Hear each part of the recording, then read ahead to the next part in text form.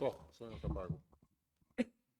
I ngrita këto tregus për faktin se këto kanë qenë baza e të gjithë retorikës që ju keni kryer 10 vite më parë, që do të përmirësoheshin gjithë këto tregus. Sot ndodhemi në një fakt që këto nuk janë përmirësuar, përkundrazi janë përkeqësuar. Tani, ju po presupozoni që do ndërtohet një model tjetër, ndjes do ndryshohet dhe do të krijohet një reform tjetër bazuar mbi po të njëjtin model, se po të njëjtat justifikime po jepni dhe tani.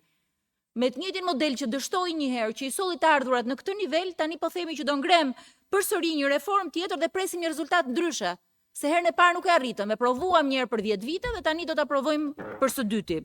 Në rrafshin administrativ, reforma i ka ulur numrin e bashkive nga 300 nga njësi 373 më parë në 61 bashki, me argumentin se kjo do përmirësonte shërbime dhe do afronte qytetarin me administratën. Në pjesën më të madhe të paktën nga dhënat që ne kemi, qytetarët sot raportojnë më pak shërbime, më shumë burokraci. A keni një analizë tuaj për sa i përket aksesit në shërbime, përvojën e deritanishme, si ka qenë nga pikpamja e territorit? A keni një analizë matshme për shërbimet publike, për kohën mesatare të udhëtimit, për shpërndarjen territoriale të shërbimeve? Për 61 bashkit që ne kemi sot.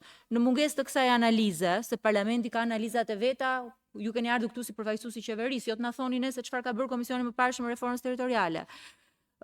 A keni një analizë për sa i përket rolit të njësive administrative, çfarë kompetencash kanë ato, çfarë përgjegjësish kanë ato në territor, çfarë buxhetesh kanë ato? Në gjykimin ton ato janë thjesht zgjatime, delegime të pushtetit qendror në terren.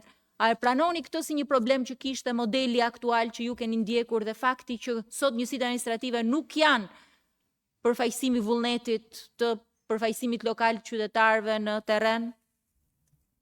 Nga ana tjetër, reforma që u krijua ndjes, mund të marrim këtë grup pyetjesh, mund të vazhdoni me këtë dhe pastaj vazhdojmë me disa tjera.